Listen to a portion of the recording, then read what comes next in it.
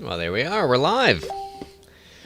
Hello, everybody. This is Don Komarechka, and I'm here courtesy of Venus Optics and Laowa lenses to do a fun talk, something that I consider quite interesting on an area of macro photography that very few people have truly explored. And that doesn't mean that it's difficult to, and that doesn't mean that it's something that requires a lot of patience or skill. There's just a few simple rules that go into what I would call crystal macro photography. Let's just call it that. Whereas in this realm, we have to create our subject, and we have to control or create color in certain ways. And I have a lot of fun with this because there's a certain amount of, I guess you could call randomness with this subject. And that kind of makes it, something you want to try and try and try again. And I'm no stranger to that type of crystal photography. But some of these examples that we're going to be able to create look like this colorful crystalline waterfall. It's abstract artwork at its finest, and you can try to control the chaotic variables to create something interesting. But every time, the biggest control that you can have is what you choose to include in the frame or exclude from the frame. Now, I want to dial this back a little bit to talk about sort of how I got started in crystal photography to begin with. A very brief explanation of some of the work that I've done with snowflakes. And, crystal photography in general is going to require fairly high magnification. And I've done tons and tons of snowflake images, some of my favorite subjects to photograph, partly because, like the topic we're going to be talking about today, there is an infinite variety. You never repeat the exact same process twice. And I find that incredibly helpful. In fact, as I've been photographing snowflakes over the years, hundreds upon hundreds of them end up creating, this beautiful collage and this story and what have you. So I'm often outside in the snow, and that can sometimes happen in a variety of different contexts. One of them, I was photographing this tiny little flower. I believe I used this one in a previous Laowa presentation, so I won't belabor the point too much, but this was taken with the 50mm micro four thirds f2.8 lens.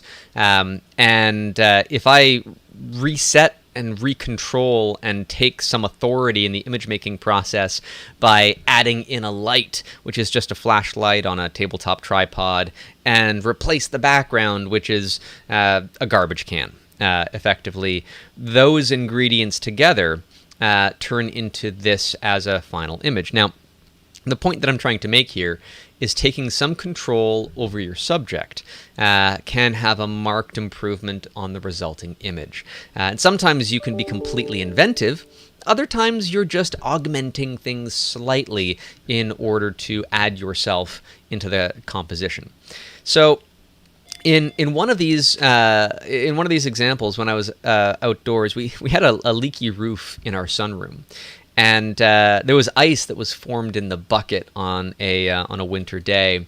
And so I took a piece of that ice that you see there, and I took that chunk of ice, and I knew from some previous science experiments and studying things that if you cross-polarize certain crystals, you'll get a rainbow effect of colors coming through.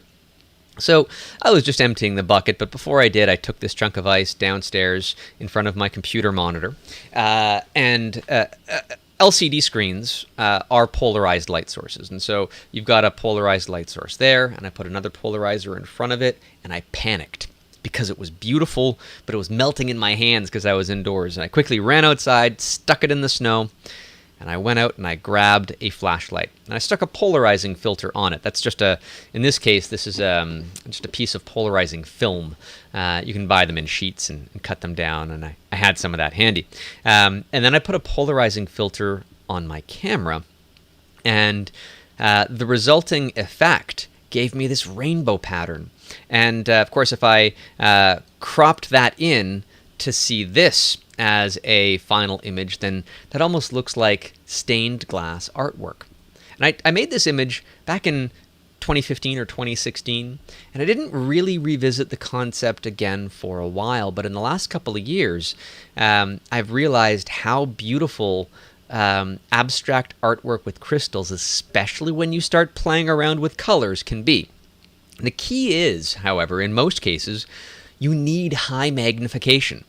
Now, I'm no stranger to owning a lot of gear. In fact, if I were to take a picture of my macro lenses, there's a lot of them. In fact, there's about 4 or 5 more than the time when I took this picture, including, I don't think the Laowa 50mm is present. It might be actually on the camera taking this picture. But high magnification is where I end up going to quite a bit. And one of the things I've quite enjoyed about the Laowa optics is they don't usually stop at 1:1 magnification. You'll go to 2:1, and on a micro four thirds sensor, that's even more meaningful, and there's lenses that go even farther than that. So, but let's get back to the subject du jour. The subject that we're talking about today is these brilliantly colored crystals. Now, the one you're looking at right here, this is citric acid. And I'll talk about the process to create these crystals in a bit, but the exact same microscope slide contained this as well. Very different looking effects. And, if somebody was to show you a traditional way of shooting these things, they're going to be doing it with a cross-polarized microscope. And yeah, you know what? I've got the microscope objectives, and I've used them. You take a look at this setup here. This is quite intimidating, let's call it that. And I don't want this presentation to be intimidating for us. So I'm going to show you a simpler way, and I'm going to dissect all of the ingredients that allow you to create these things, maybe with the lens you already have. Maybe you need to get a slightly higher magnification macro lens like Laowa makes. But the setup that I would use, a simpler setup, and it's a really simple set of ingredients, okay? So we've got a flashlight in the background and a polarizing filter in front of it. We've got a little bit of secret sauce that I'll talk about in a few minutes in the middle there. We've got our subject, another polarizing filter that could very well be on my lens. I was just swapping out a bunch of different lenses, and I didn't have all the step-up adapters. So that could have been easily right on the lens itself, and that's a Laowa 150mm macro lens at its 2:1 magnification, which is twice as close as a regular macro lens can get. And I find that to be a huge asset because you don't have to start throwing on close-up filters and extension tubes. The lens itself natively gets beyond that threshold of 1:1 magnification macro that has traditionally been sort of the stopping point of most macro lenses. And I'm glad that that's changing. But this exact setup that you see here created this as a resulting image. I mean, it's kind of hard to describe it. What would this be described as? I think I posted it to Twitter, and I called it Phoenix Feathers. If anybody's played the Metroid series of video games, this definitely has a Ridley sort of dragon-like vibe to it. But it's hard to truly describe what it is you're seeing, except to explain what it actually is. This is NAC, N-acetylcysteine, I think is the exact name of this particular material.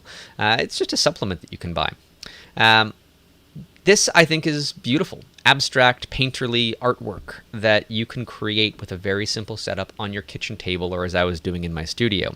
And it's a simple stack of ingredients. Now, when I'm using a microscope objective, it might be hard to truly identify exactly what's going on, but on my tabletop setup, it's actually a lot easier to identify. So I'm going to describe exactly what that is. It is an LED flashlight, so just whatever you've got. Some of them work better than others. I believe the company Nightcore makes some very good ones. And a polarizing filter stuck in front of that. You will notice, and this is actually important, that there's a bit of a gap between the LED light and the polarizing filter. If it was right against it, it could be damaged by the heat from the light itself if the heat can't escape. Polarizing film is damaged by heat. So just make sure that there's a bit of a gap there. And the side of the filter that would normally be screwed into the lens is facing the flashlight. And that's important if you're using a circular polarizing filter, because a circular polarizer will scatter the light out one side, but not the other. So the orientation is important. So then the subject, which in this case is just a microscope slide on a little clamp, and a polarizing filter that's positioned the proper way so that the lens side of the filter does actually face the lens. That's useful. And you can see I've got a whole bunch of specimens lined up that I was experimenting with and trying and playing around with to see what was going to work the best. But those specimens, that's the key here, because what are they? How do you create them, and what's that process? Well, it's as simple as taking an ingredient that is water soluble, mixing it in with water, and putting it on a microscope slide. You can use a piece of glass from an old picture frame as well. Just any small piece of glass would work just fine for this. It's got to be thin and smooth. So I'd just make a mixture. Water. This, I believe, was citric acid, and I'm often asked, well, how much do you put in? A lot. And whatever doesn't dissolve inside the liquid never would. You've hit the saturation point of solubility. And then once you let it settle, you can then kind of put it. I usually take little jam jars and create that solution, let it settle after a while, and then I just put it with a small pipette, or you could use an eyedropper. Just about anything works. I've suggested jokingly that you can squeegee it out of like a paper towel or something. Just anything to get it onto the surface there, and then you wait. You wait for it to evaporate, because if that liquid is fully saturated with what you've dissolved in it, as soon as it starts to evaporate, as soon as the water starts to evaporate, it passes the point of supersaturation, and crystals start to form. And, I usually set some stuff up overnight. It's dependent on relative humidity, how quickly the water evaporates. Some elements are soluble in different chemicals as well, but we're talking mostly about just water-soluble stuff in this presentation, and some other ingredients as well. This one, by the way, a fun and simple way to test this, or to even shoot these things. Most cell phones, just like most computer monitors, are standard LCD screens that produce polarized light. And all you need to do is take that microscope slide, put it on your phone screen, and put a polarizing filter on top. You can rotate it until it's very dark, and then you will see these crazy colors come through in the crystal structure. Now, we'll talk more about what creates these colors in a little bit, but my wife jokingly took a photograph of me working on these things in my studio the other day, and then she followed me to the garage where I was inspecting the different elements, because my garage is temperature controlled right now with a dehumidifier, because those are giant stacks of books that I'm shipping out. And so when this presentation came up and I had to switch gears a little bit to start this experiment to get some new content to make this presentation happen, here I am, and you can see I've got those jam jars and mason jars and whatever else filled with various and sundry chemicals, and we'll get into exactly what ones those are, and taking a quick look to see which ones are going to come back into my studio. Sometimes it's like this. It's very feathery. It's very soft. There's still an interesting transition of certain colors. This is menthol crystals, by the way. And menthol is something that you don't need to dissolve in water. You can melt directly on a microscope slide. Its melting point is probably somewhere around 50 degrees Celsius. So it doesn't take a lot of heat to melt menthol, but you might want to be wearing a mask or something, or do it outside in ventilation is best, because breathing in a whiff of menthol feels like you just took a dose of cough medicine. But that's just the nature of what menthol is. So do so in some of these cases with a bit of caution. Others are quite abstract. This was a weird collection of, I think, a mix of beta-alanine, which is an amino acid, and something else that created this topology that almost looked like some topographical map of the ocean floor. And I really quite enjoy that color stretch and those looks and what have you. And another example here, this one, also of citric acid, that creates these beautiful, beautiful colors. And again, all I'm doing is putting a subject in between two polarizing filters, and these colors come out.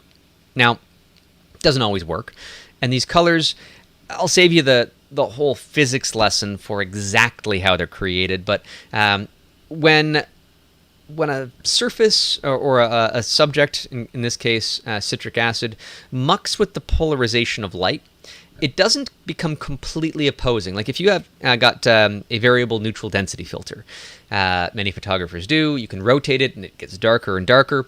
In doing so, you're blocking out all light. But if something in between the two polarizing filters changes the polarization angle of light, some of that stuff is going to escape through. And it does this weird corkscrew ballet. You can take a university physics class to figure that out. We're not going to discuss that at length here. Sometimes it doesn't. A subject that should create an interesting pattern doesn't create much of anything at all. This is one of my recent failures that I saw in my garage, and I thought, oh, this is going to be so great. This is vitamin C, otherwise known as ascorbic acid. And this part of the slide didn't do much of anything. But a different part of the slide that was much, much thinner in terms of the crystal structure turned into this. And so this is also vitamin C. The exact same subject can take on a variety of very different forms. This one, I really quite like it. Almost has like a Soviet-era propaganda type look to it for whatever reason. It's just the color palette and such. But it feels, like it's art in a sense. And every time you do this, it's always going to be different. And this is with the natural light that is just being mucked about by the subject to create something that we're currently seeing as interesting and beautiful. And photography at its core is lines and shapes and colors. And when we get into abstract photography, we play with that with the abstraction of a subject. The lines and shapes and colors, the way they interact, they become the subject or what we perceive them to be. But there's a lot of different control that we can have with these. One of those elements of control is to augment the colors, because this one, it doesn't look great. This image is tartaric acid. And all these acids and amino acids and salts and all sorts of things, they can create interesting crystals when they evaporate. I haven't tried like human tears or anything like that, but I've seen others create interesting results from it. This had some color, but mostly not. And I learned of a technique that was expensive and tricky. And then I simplified it. So hold on, because I was told that a quartz compensator would be a useful tool to augment the colors within these. And so I tracked one down. It's fairly expensive, even secondhand, somewhere from France, I'm guessing, because it's labeled in French and it says Paris. But if I put that in between the two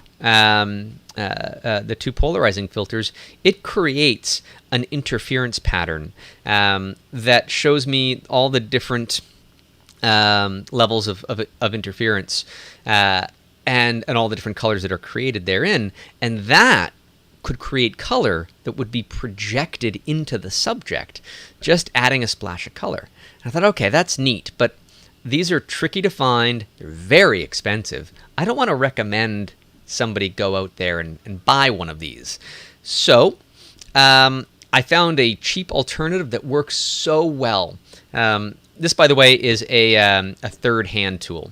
It's also called a helping hand tool, and it's one of these just cheap little things to solder electronics together, fine jewelry work, etc. And it's just holding up this little circular plastic disc. And that disc is actually part of a case.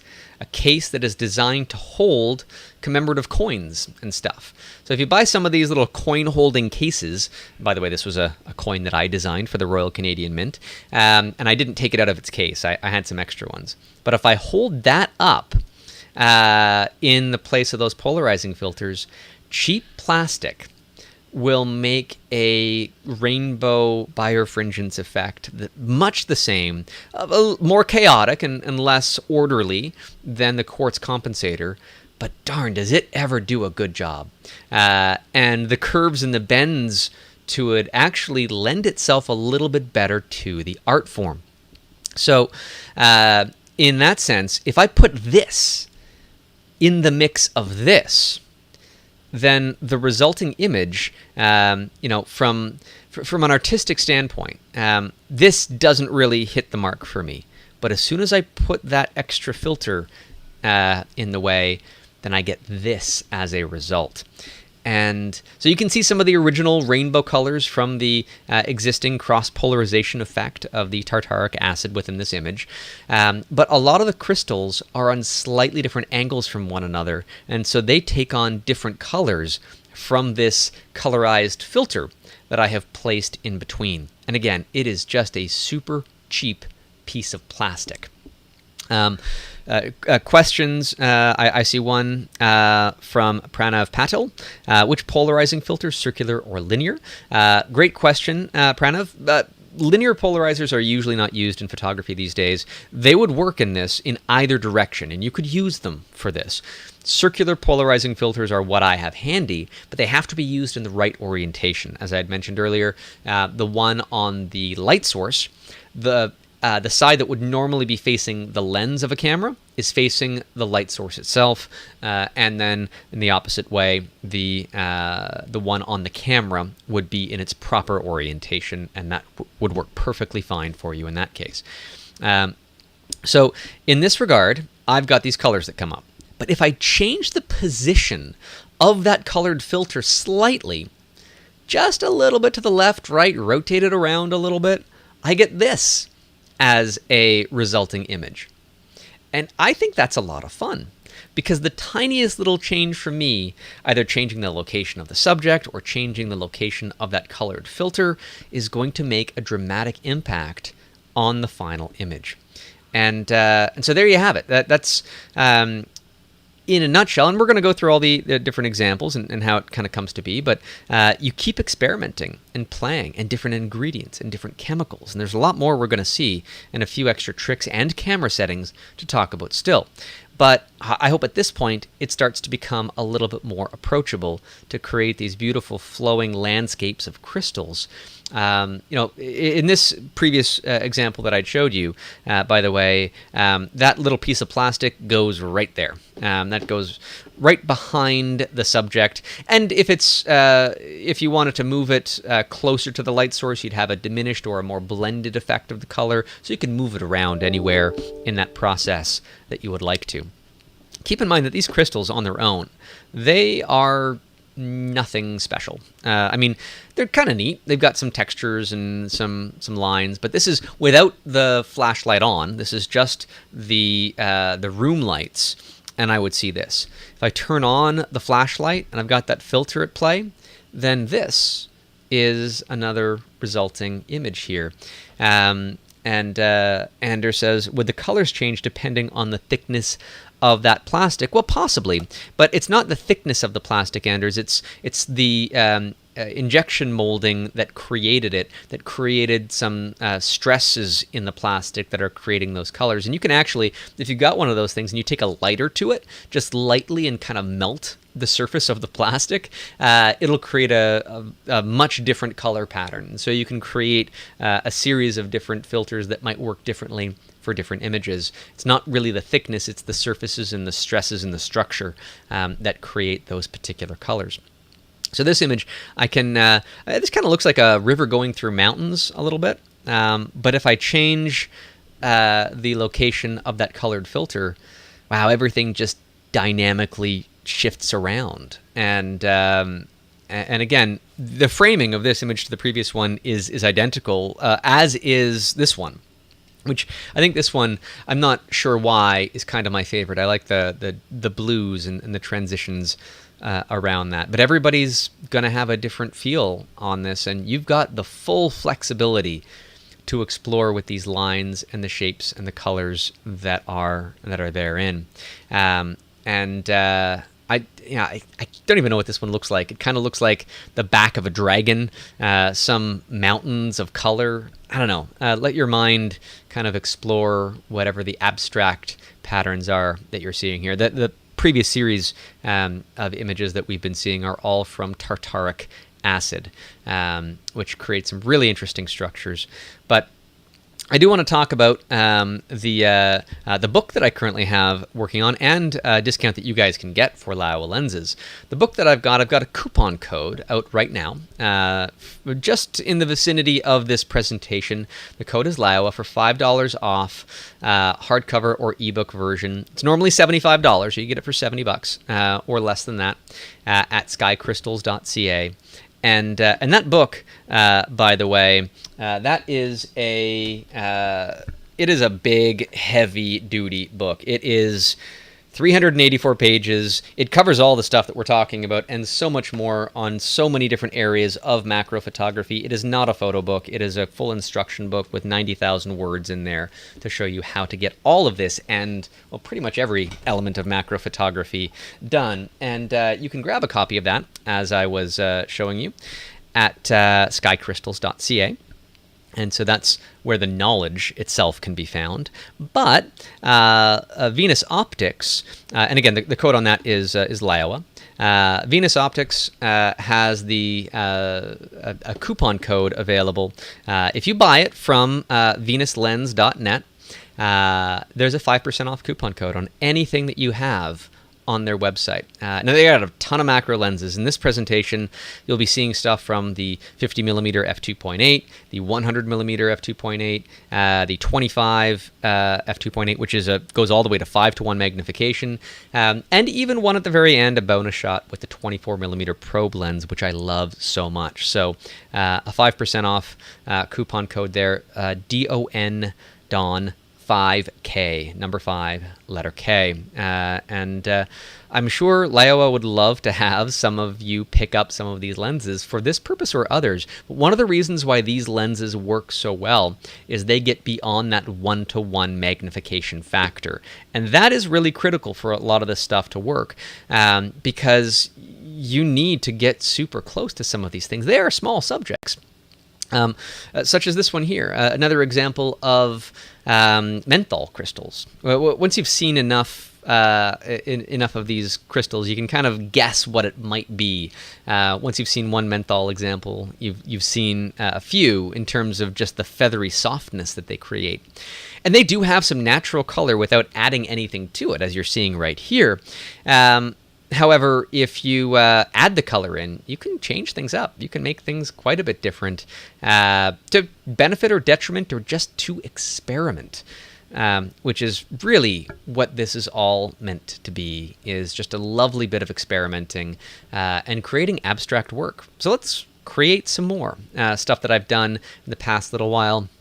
This was another collection of, I think this was citric acid as well, which created these really strange, almost shell-like elongated structures.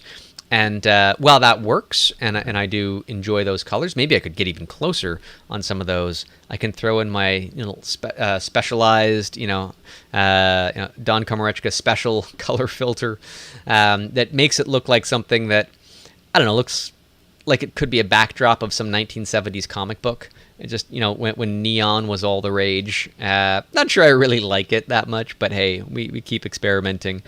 And another example of those crystals here, we've got, again, citric acid, and I just thought that this line dividing the two sides of the scene would look interesting, especially when I started to colorize the dark areas and add a little bit of flare into some of the other areas, and try to position the filter such that the colors it was creating kind of not rode perfectly along that dividing line, but definitely were close enough to it to create some interesting structures. This type of work can be really I don't know, abstract, obviously, but just kind of fulfilling to tinker and experiment. This is a close-up. I think the images that I've been showing lately, by the way, were taken with the Laowa 50mm f2.8 micro four thirds lens. And I crept in a little on this one because this area looked interesting. Not so much the way you see it, but when I had that filter in play, and it just kind of, I haven't spent enough time analyzing these to come up with exactly what these look like. But the bulk of the images that you've been seeing through this presentation were taken with that 50mm micro four thirds lens coupled to a Lumix GX9. I love Lumix cameras. The GX9 is compact and inexpensive and 20 megapixels, which is great for this type of work. It doesn't have a feature that I like in certain cameras, like the G9 and others, which I'll get to in a minute. But the same subject, citric acid, it can do all sorts of strange things. Or not citric acid, forgive me, vitamin C. Vitamin C, this is also it, trying to form thicker crystals, and it doesn't really work. And I could maybe, if I zoomed in on some of these small areas, I think I might be able to find something interesting. But this is a wider view, just to kind of get a glimpse as to what little pockets of composition you might be able to pull out of a singular sort of piece of glass, a little crystal slide. And so that was a fun kind of just let your eyes wander around and see how many possible subjects you could find within a frame like this.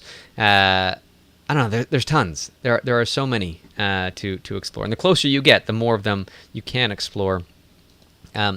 This one is an unusual one. It's a little bit kind of chunkier, and it's got some harder edges. This, I don't know, it felt almost biblical, almost like part of a nativity scene or something.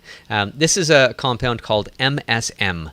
It's a supplement for something, and I forget exactly what the name is, but I've written them down later in the presentation in one of the slides so that you can take a look at that. And so that does work in certain cases, although you do have to melt it directly on a heat source. And that heat source has to be like 150 to 200 degrees Celsius, I think, or maybe even hotter than that. So I bought a hot plate and I put it outside, and I got it real hot, and using a vice grip, just kind of placed the microscope slide on it, pulled it away after it melted because it also starts to smoke and really probably not healthy to breathe in. So keep that in mind. Be careful with some of these things. Another one that didn't really work, I mean, it might have merit. I might revisit this one. This is sulfamic acid, which is used to scrub clean grout off of tiles when you're redoing a bathroom or something. And I thought it would be an interesting experiment. It created these unusual, almost hexagonal crystals, but they're often elongated. But this one was too much cluttered. I'm going to try this one again. I'm not going to recommend you go and buy sulfamic acid at this point in my experiments, but the point is that I'm constantly experimenting with these things to see what might work better, and the whole game is all experimentation through and through. Here's another one. This one is, I believe this goes to 𝙃𝙗𝙤𝙪. 𝙃𝙗𝙤𝙪 is a fairly interesting chemical that creates all sorts of interesting structures, including the one that I'm about to show you when we start to talk about some camera settings. So talking about camera settings, here's a slide that has this really cool area in the middle of it. And that is 𝙃𝙗𝙤𝙪, which is an amino acid that you can buy as a supplement in powdered form. And so I got a jar of that and just mix it in with water, and it's really, really soluble. So a lot of it ends up in there, and the crystals can become quite beautiful. But this is shot at f2.8. One of the reasons why, and it might be pertinent, especially because I'm colorizing the light in the background. But the light is coming from something behind the subject, that being that little disc, that plastic disc that I have back there. And if I make my aperture smaller, that disc in the background becomes more in focus. And so if I shoot the same thing at f4, then you'll notice that the colors kind of condense in a little bit more around the center.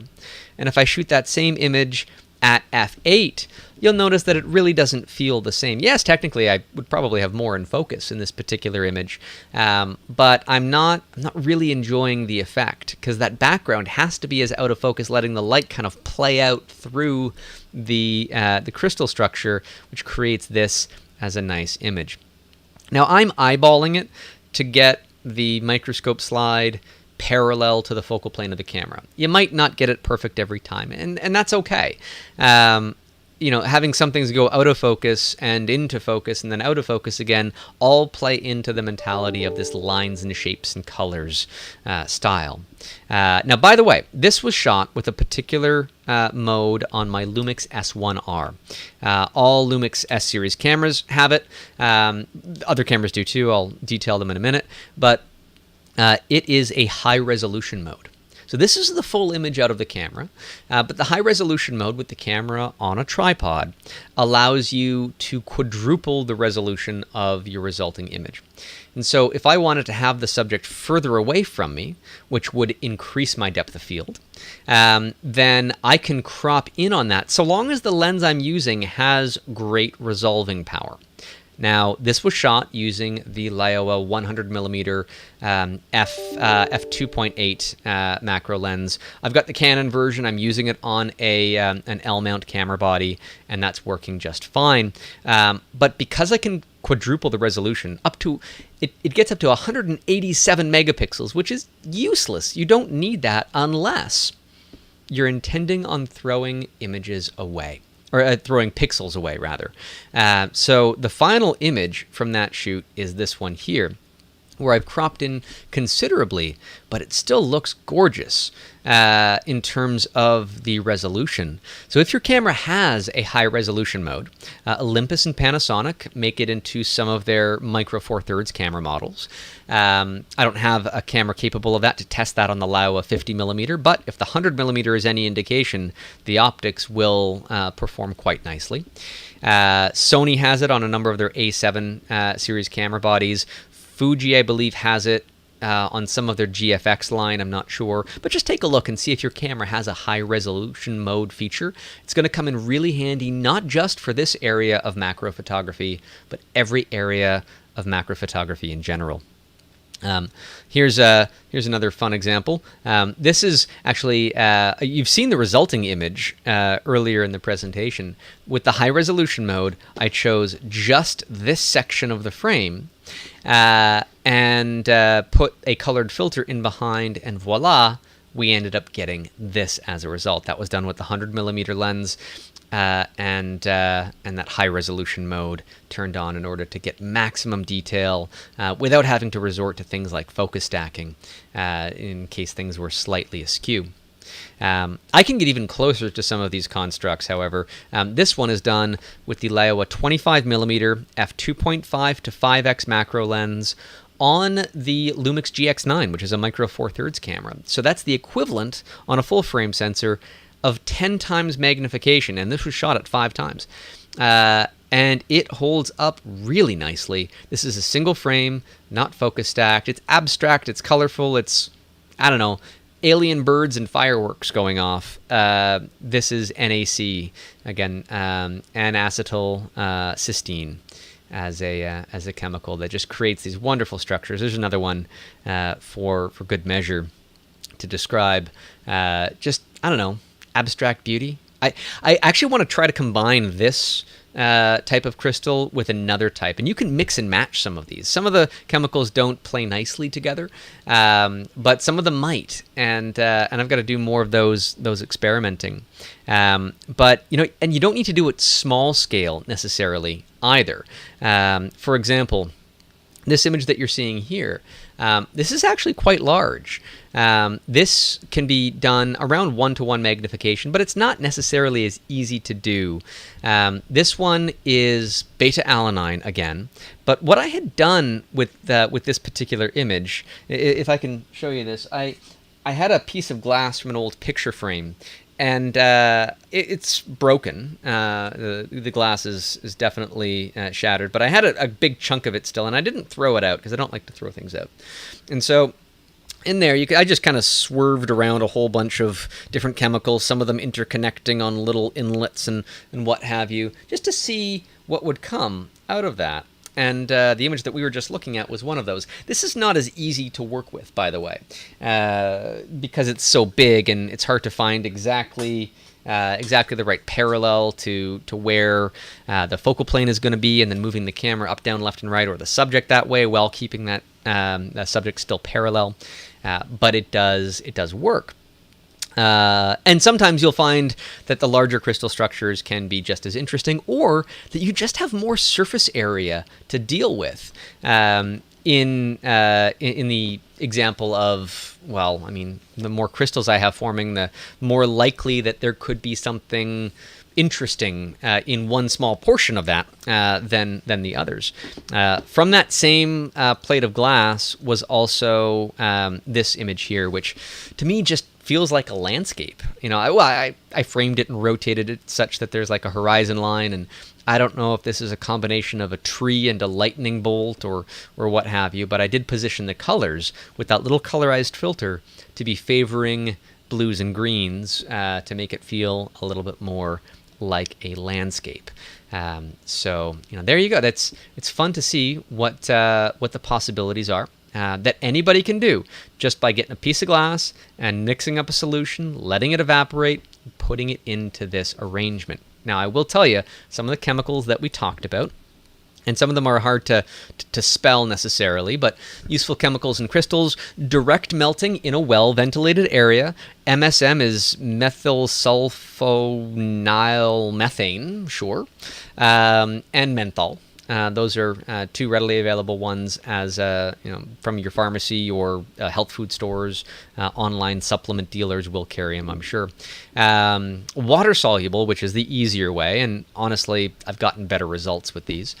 Citric acid, vitamin C, those are just simple food supplements. Beta-alanine, I think, is something that you're supposed to take before a workout to improve your performance or the results of your performance. I'm a thin man, but I'm not a fit man, so I don't actually use it for its intended purpose.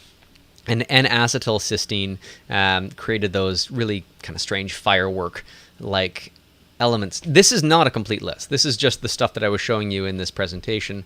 Sulfamic acid also, but I don't want to recommend that one yet. I haven't quite figured it out.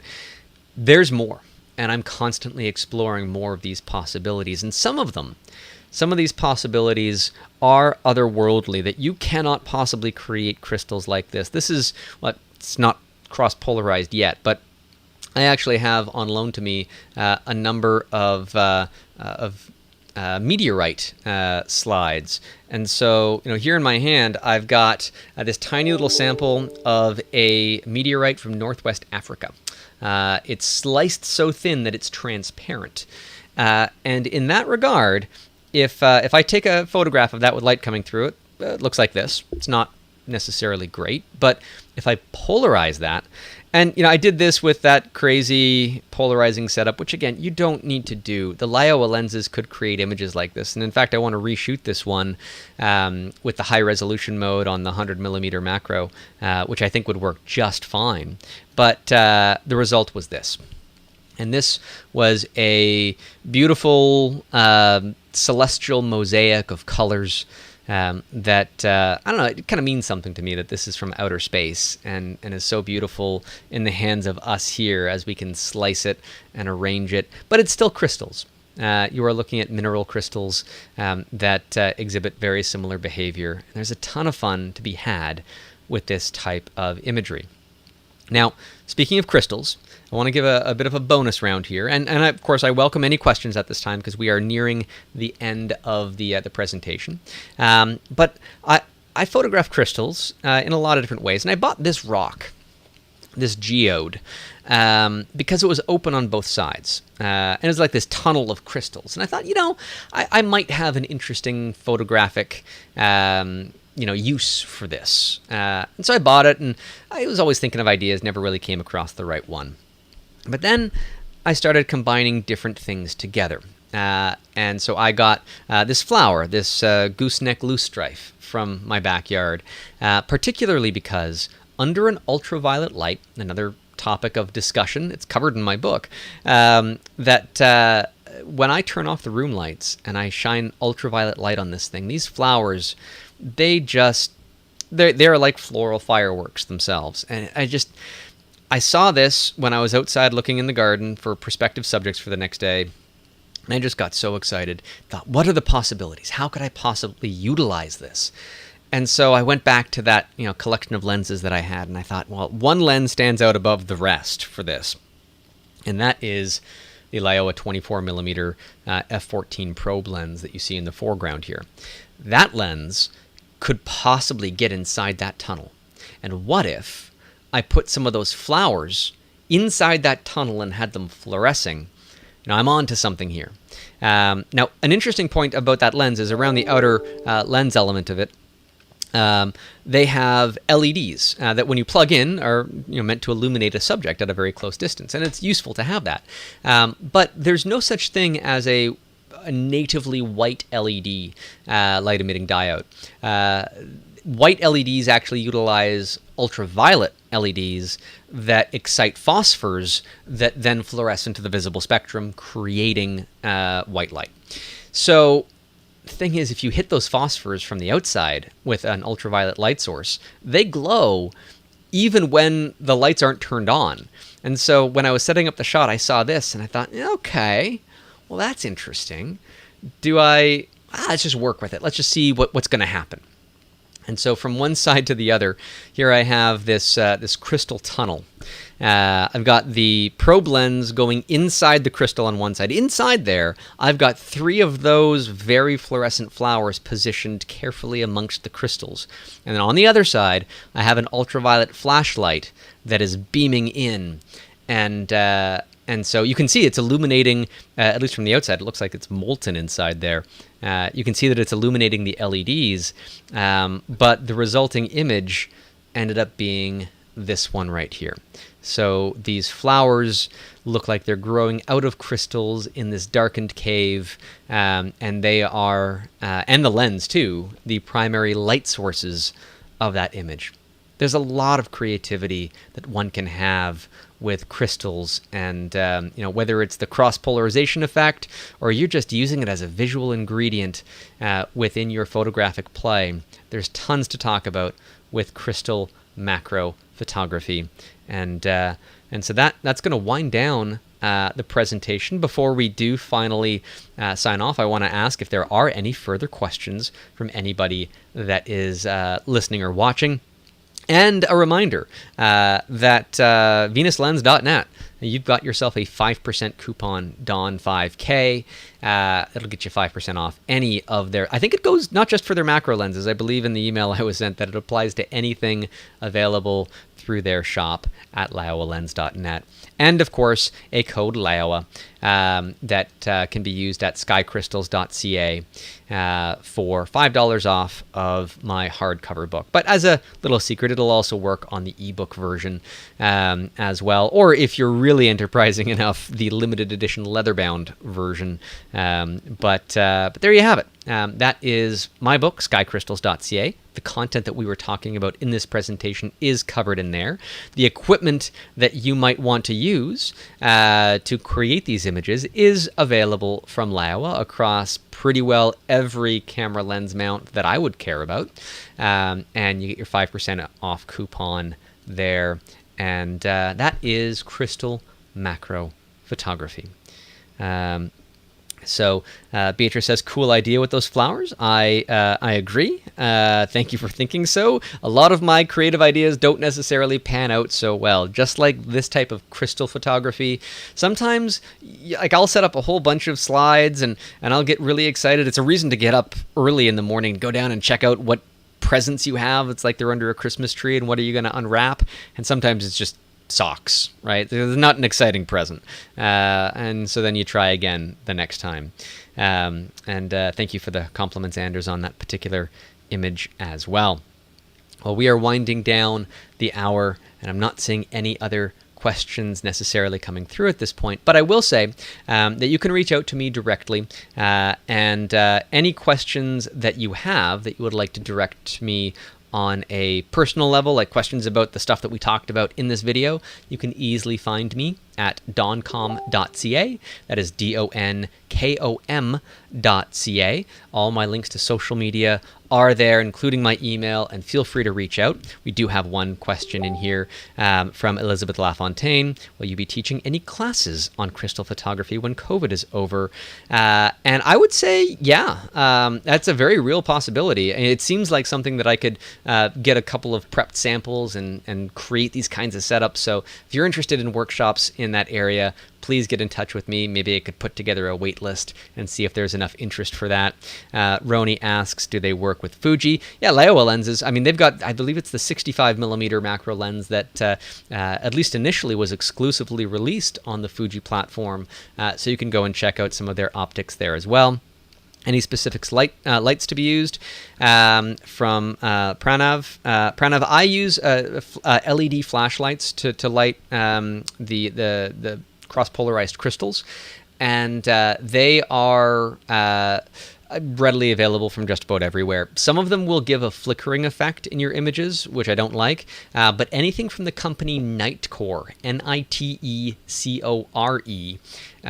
behaves perfectly. Even their cheapest stuff works great, and so I'd recommend them in terms of a just a light that you can use for this type of stuff. The ultraviolet light that I used was a Convoy, Convoy C8 flashlight, which is a pretty good, very intense ultraviolet light source. Beatrice, pity that taxes are high in Belgium to buy a Laowa lens. You know, there's a lot of countries where photographic equipment is not nearly as inexpensive as I would like it to be. I'm lucky I live here in Canada, and the taxes on such things aren't huge. But thankfully, there's a lot of tariffs and trade deals on books that can get through without a whole lot of additional taxes at play. So at least that covers, at least some people there. Okay, well, that, I believe, closes off on the questions that I have received. And so I will be ending this stream. I will put that final slide back up for just a minute to close things off. But I wanted to thank Laowa for allowing me to do this presentation. Thank you all for listening and participating. And get creative with your photography. Have fun. Explore, experiment, create. Photography is art. And if you're not treating it as art, okay, some areas of photography aren't. If you're an insurance photographer, a crime scene investigator, etc., sure, art has nothing to do with it. But for most areas of visually pleasing images, you are part of the process as a photographer. There's no greater element, I think, to being part of the process than creating your entire subject from scratch and augmenting it to be as beautiful as it can possibly be. So thank you all for being here today. I am Don Komarechka, and I appreciate your creativity that's going to come from this talk. So have